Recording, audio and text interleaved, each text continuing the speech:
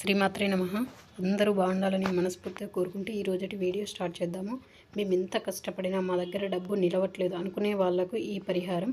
చిన్న పచ్చ కర్పూరం ముక్కలు తీసుకుని దేవుడి దగ్గర దీపం పెట్టినప్పుడు వాటికి ఉంగరం వేలు తాకించి నేను చెప్పబోయే మంత్రాన్ని 11 సార్లు చదవండి.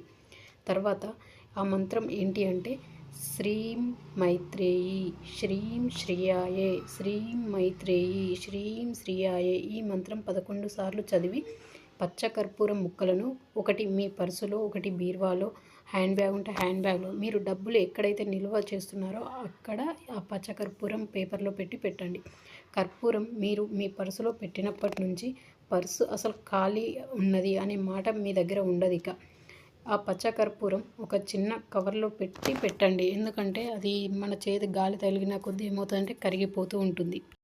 పచ్చ కర్పూరం లక్ష్మీదేవికి, అమ్మవార్లకి ఎంతో ఇష్టమైనటువంటిది. డబ్బును ఎక్కువ ఆకర్షిస్తూ ఉంటుంది. అందువల్ల మీరు పెట్టినప్పటి నుంచి, నేను చెప్పినా అని కాదు, కానీ మీరు ఆ పచ్చ కర్పూరం వాడినప్పటి నుంచి మీరు ఆ మార్పును ఖచ్చితంగా గమనిస్తూ ఉంటారు. ఓం శ్రీమాత్రే నమః. ఈ వీడియో మీకు నచ్చినట్లయితే ప్లీజ్ లైక్ చేసి షేర్ చేయండి. అదేవిధంగా కామెంట్ చేయండి.